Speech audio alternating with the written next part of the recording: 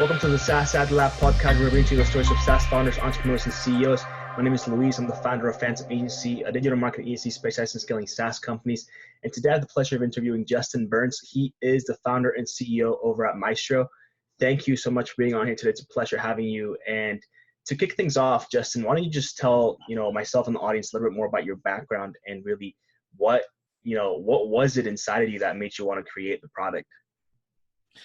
Yeah, so back in 2000 and I want to say 8, I was at a company. I wasn't even really dreaming about being an entrepreneur. Like, there's no entrepreneurs in my family.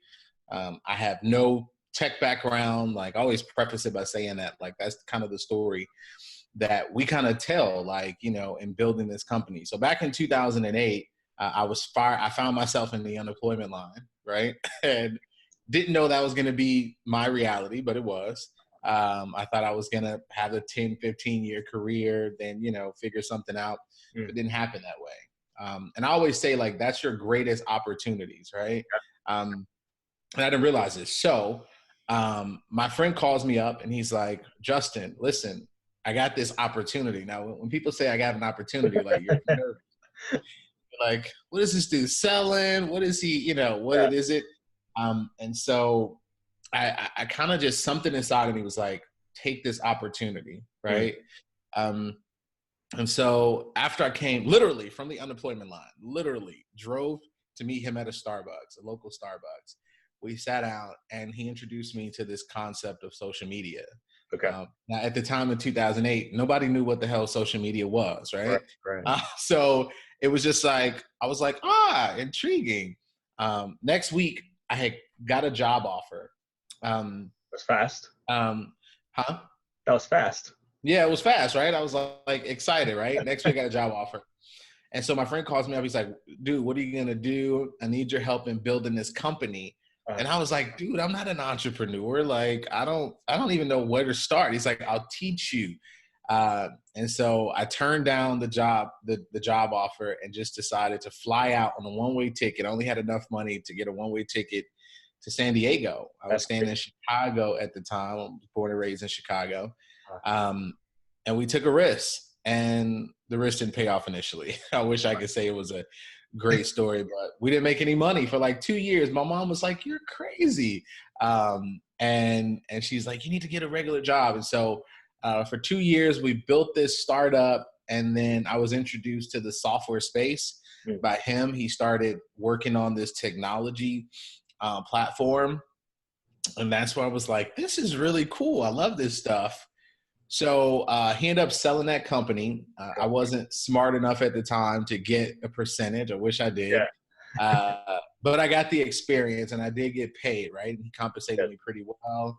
And so I kind of backpacked for about a year, kind of travel in the U.S., trying to figure out what my next move was going to be. Yeah. And software just kept coming back up, So by this time, like, you didn't really have, that entrepreneur beforehand. And I don't know the space between that, but it seems like you got a little taste of it with your friend. And then, this thing happened. It didn't go as planned.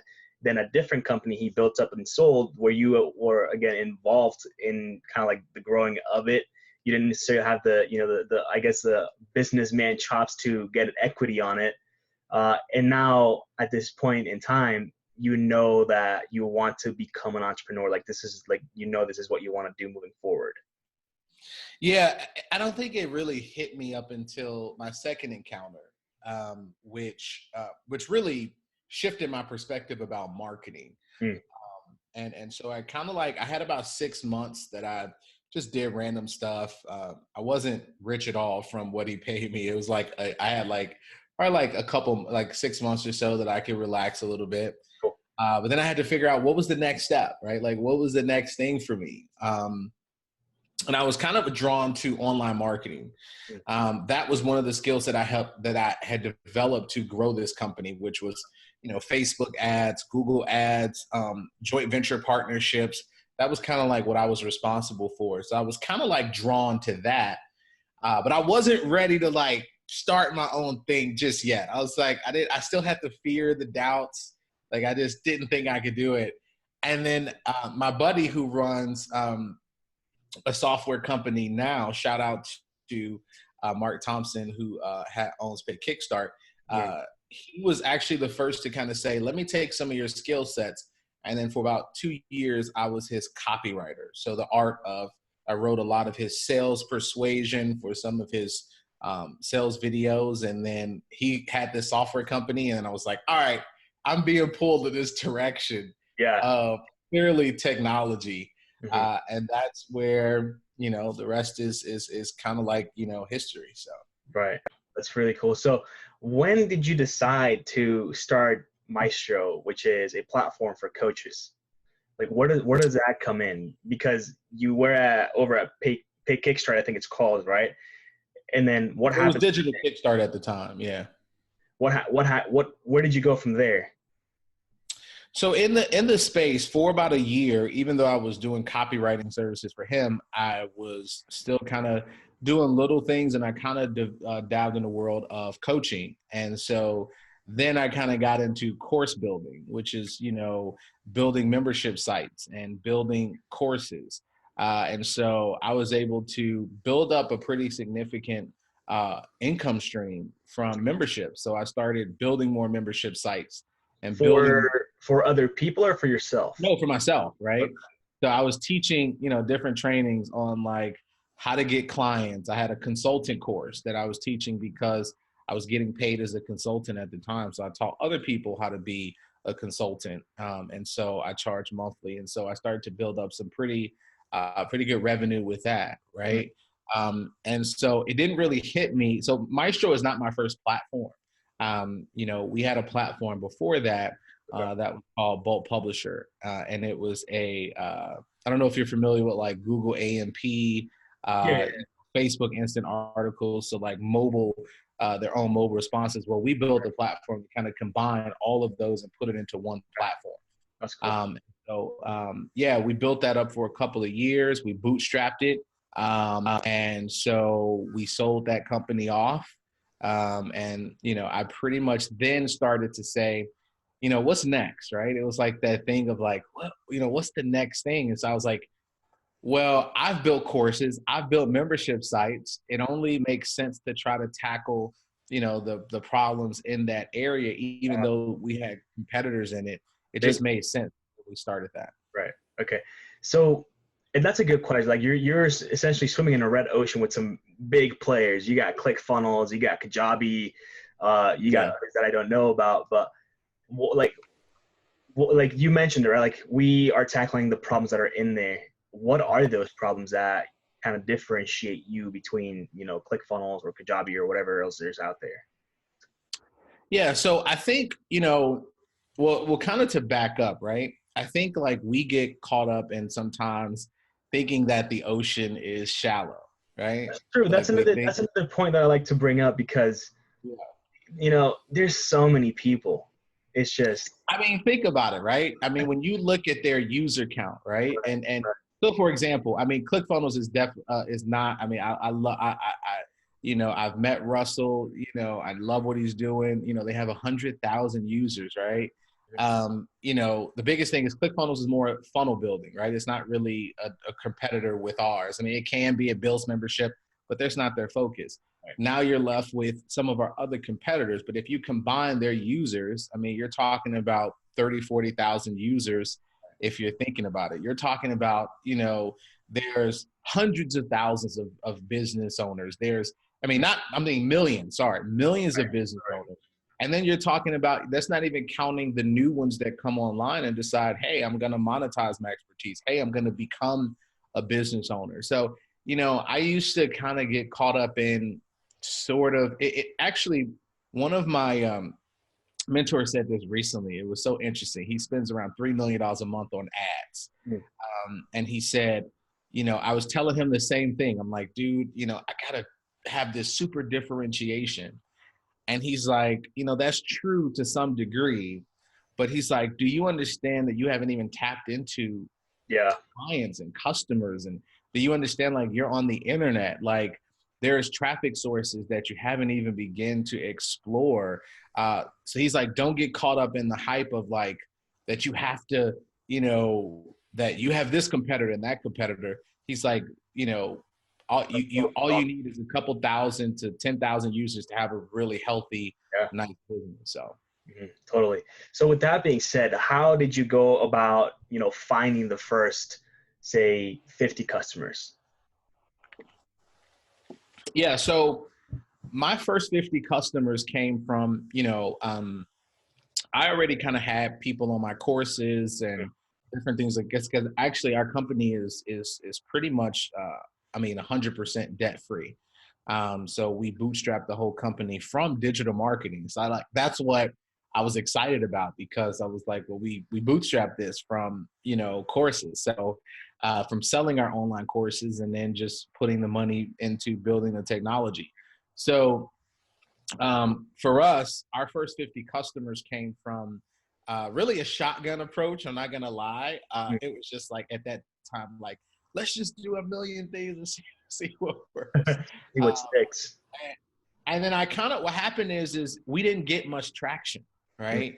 We tried so many things and we didn't get much traction. So one of the things I did was took a step back and I said, I've been a full-time entrepreneur for 10 years outside of the SaaS space. And I said, one of the things I respect about Russell Brunson, even in ClickFunnels, is that he built his own path. He didn't go the traditional SaaS route with trials. I mean, they're doing that now, but he built it mostly off of what he was good at. So I said, let me take a step back. So our first 50 customers came from mostly doing joint venture deals with people, because that was the space I was good at. I built a lot of great relationships with companies and other people who had really large platforms. So I went to them, and our first 50, actually we had 100 customers come off of one promotion off of this. Nice. Where we did a joint venture deal where we gave the affiliate 30%. And I presented a webinar to his audience. And out of that, I wanted to go the trial.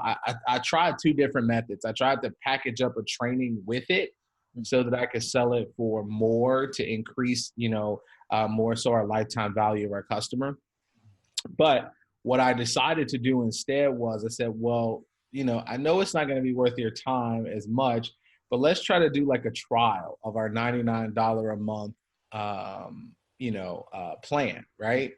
And so we did that, and we offered 30% commissions, and we did 100 trials on our just from that one promotion. So. Yeah, that's awesome. So that was at the beginning. What are the top performing like channels for you? Like, where are you putting most of your focus, or are you still trying to figure out essentially like which marketing channel is going to be the best one for Miestro? I think you're always trying to figure that out, right? Like, you're trying to figure it out. Our top performing channels to acquire customers have really come from Google Ads. Like we just love Google Ads. That's where a majority of our customers come from now. And joint ventures, honestly, but the joint ventures have transformed into two fields. So I think every SaaS founder has to sort of play to their strengths initially, or get someone who has a lot of strength so you can gain traction really fast. Otherwise, it's very easy to get discouraged where you don't have revenue for a whole year, and then it's like you're not as passionate. So for me, I wanted to see the cash come in, and then it's like, all right, let's go 100 miles an hour. Right. So for me, my skill sets are, even though I'm pretty good at advertising, I'm really, really good at speaking and doing like shows like this, or really presenting on webinars. I'm really good at that. So for me, it's like, I need to play in that wheelhouse, right? And so for me now, what I do is I'll do like interviews like this, or I'll do a webinar with an influencer. And then I'll say, hey man, do you have any other opportunities? Like maybe you have an event coming up you want me to speak at. And so that kind of really led into this year. And that's kind of the shotgun approach. I wouldn't recommend that. I want to kind of measure my customers coming in. But that led to probably 25 speaking engagements in the last year. Oh, that's good. That added probably hundreds of users to our platform. And also indirectly them working with us on related consulting deals as well that kept funding the machine. So That's cool. What do you think is like, you said that you started advertising pretty early on with Maestro, right? Like the product itself, like throwing paid ads at it. One of the conversations that I've had in the past with people, and I feel like it depends, obviously, like it usually depends, but I want to hear what you think about it. Where people usually tell others, like don't start spending on advertising when first that the product is actually going to like stick, like people are going to actually be using it and stuff like that. It's like we had an experience with a client where we were spending upwards of like $10,000 per month on advertising, and they had a leaky bucket, right? Like none of their customers, like none of the trials were actually converting and stuff like that. And they were relatively early. So we put everything on pause. We started working on the funnel and everything to get actually, all those trials to turn into something. But how do you assure that happens, right? Or would you have just stopped if you weren't seeing the results from the beginning? Because I see it as a way to just beat time, right? Because it's going to take a lot of time for you to get traction and traffic to the website if you don't have an audience to share it to, or like you said, like those, relationships with other people that have an audience that they can position it to. So if you're not sending traffic, in big volumes at the beginning, it's going to take you, I think, a longer period of time to really know, is this actually going to work? Yeah, I think you kind of touched on a point where if I were to kind of go back in time and we all make mistakes. If I were to go back in time and do it over, and we've done this now, so I can kind of speak to this. Right.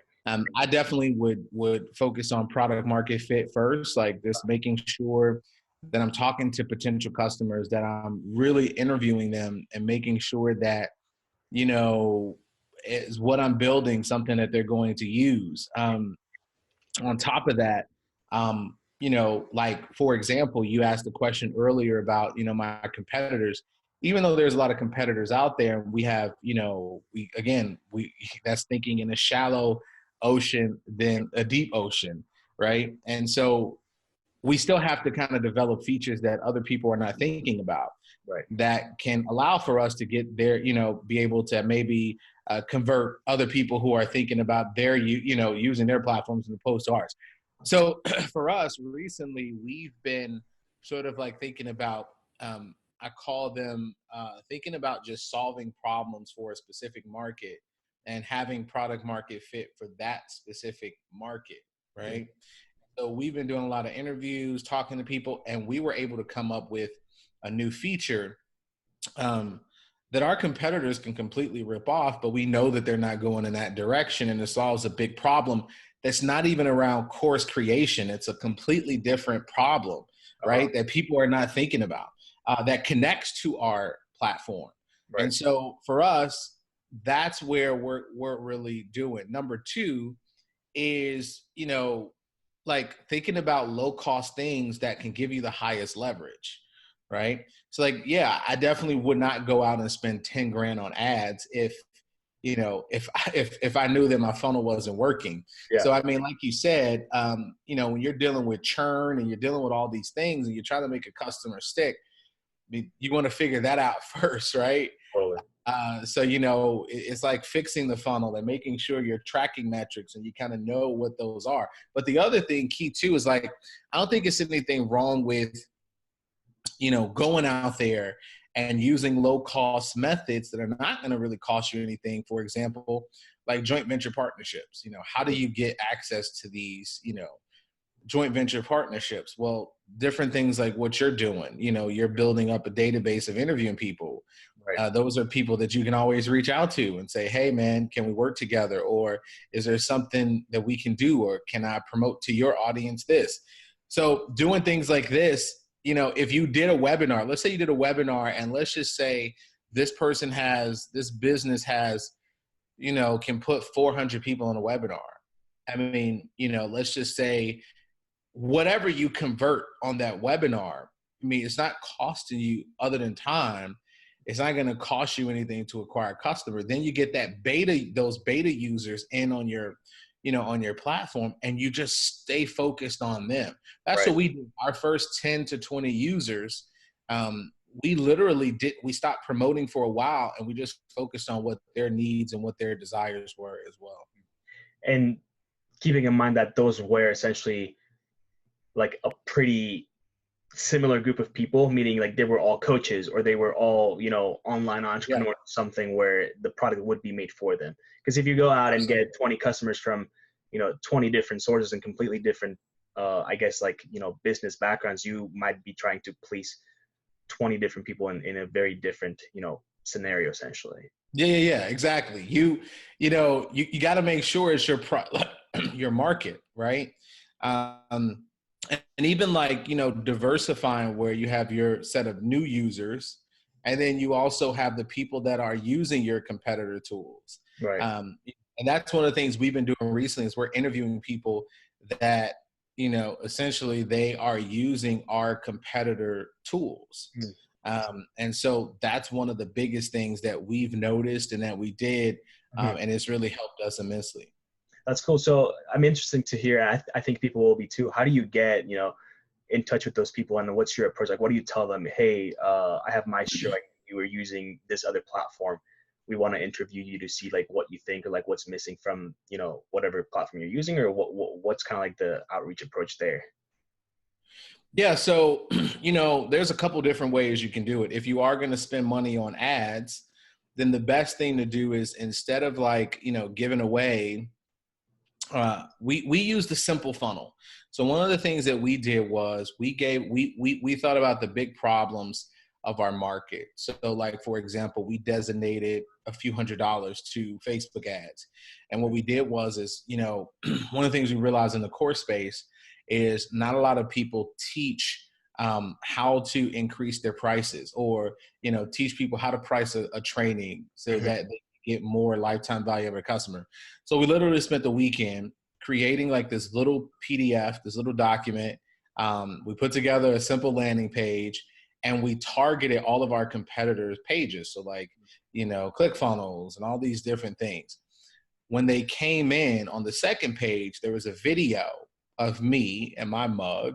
And I just said, it was a quick video. It was just like, hey, thanks so much for, downloading your PDF. Your PDF is on the way. But listen, I need your help and I want to bribe you to do it. So we're putting together this program, which is a software training program that's similar to blah, blah, blah, whatever it is. And it allows for you to create these online courses. But we want to make sure that it really helps you in a deep way and find out that it, helps you to solve your problem. So here's what I need for you to do. Down below is a quick survey, a quick form. Fill it out. We would love to talk to you. And in exchange, we'll give you like a $10 gift card, or we'll give you access to early beta when it comes out. You can do many different ideas. Right. You'll be surprised that like you're going to get 5, 10, 20 people that's going to take you up on it. Right.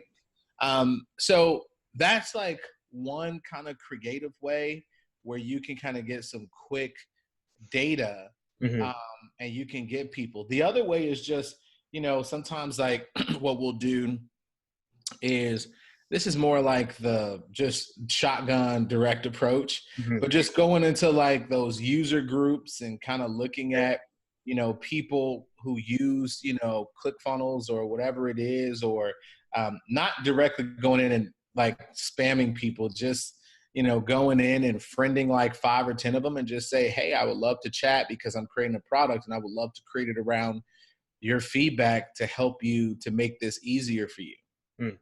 That's pretty cool. That's awesome. Yeah. We're coming up on the time here, but to kind of like shift gears into more of the personal, aspect of owning a business, growing the business, and keeping the people happy. What has been the biggest challenge for you as an entrepreneur on a personal level, whether it is with family, relationships, making sure you give yourself time to like go out and relax, whatever it may be? Yeah, I think like, it's always hard as an entrepreneur. I've been doing this 10 years, man. So it's always hard, like, to balance all of that. You got to balance, you ever seen that meme that goes, you got to have a perfect credit, I don't know who this person is, but they have a 800 credit score, budget everything week. They have hundreds of thousands of dollars in the bank, Yeah. you know, and I always like laugh when I see that meme because it's so true. But Yeah. I think like you got to give yourself time to, you know, like really like relaxation is fine, but it's like, you know, what I do is every couple months I take like 3 or 4 days off, Gotcha. right? Because I've changed my relationship to where pain is not as bad as it used to be. Like I think sometimes we avoid pain, and pain is the things that strengthen us, right? And I'm not trying to sound like a motivational speaker, but it's just true.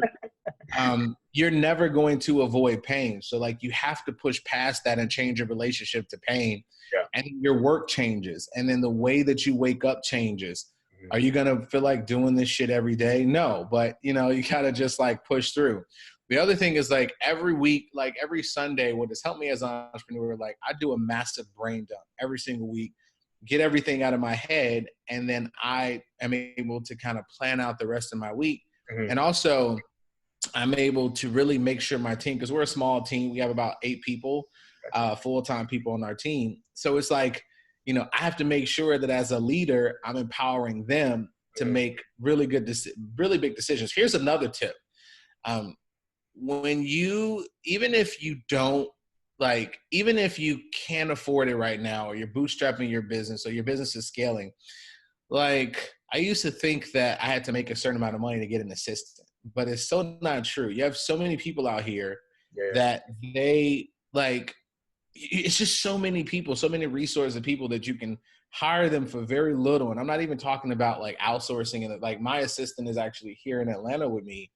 And she just loves what she does. She loves helping me out. And so for me, it has freed up, dude, so much in my life. Mhm. Like I can imagine like not having an assistant now. Like Yeah. I used to think I had to wait until I was at like, you know, $1 million a month or whatever it is. Like now she takes care of all those little things. She's checking behind the support people. She, you know, does little runs like my food, or she responds to my email. Mhm. What that does for me is it allows for me to be creative and focus on the business and creating really great products. So.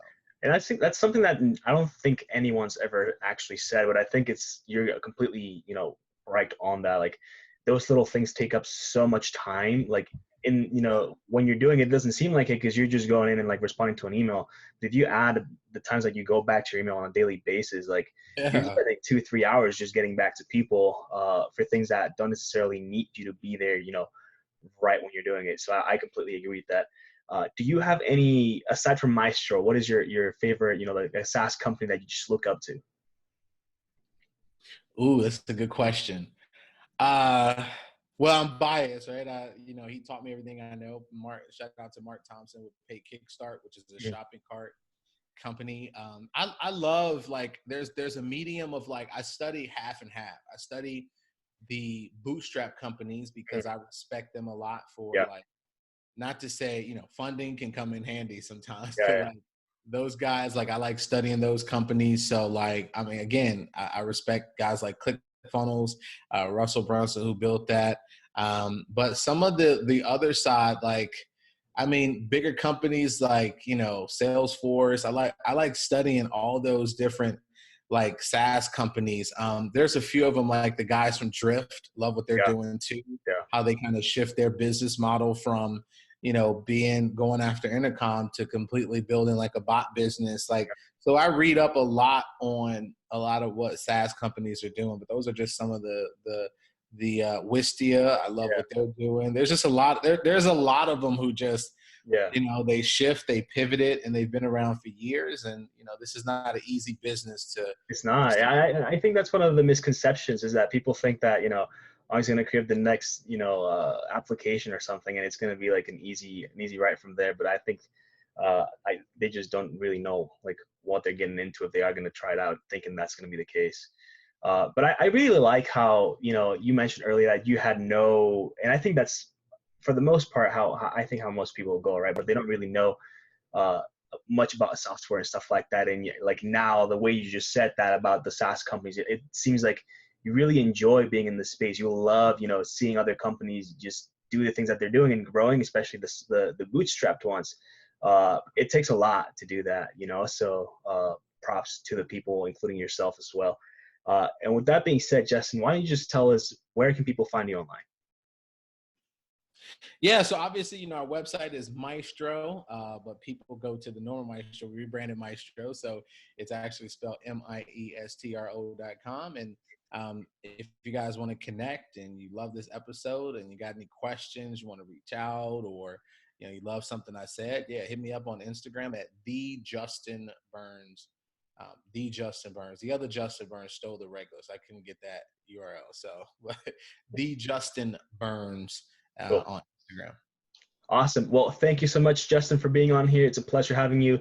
I had a really good time talking with you, and I wish you best success. Thanks a lot for having me. You're welcome. Have a good day.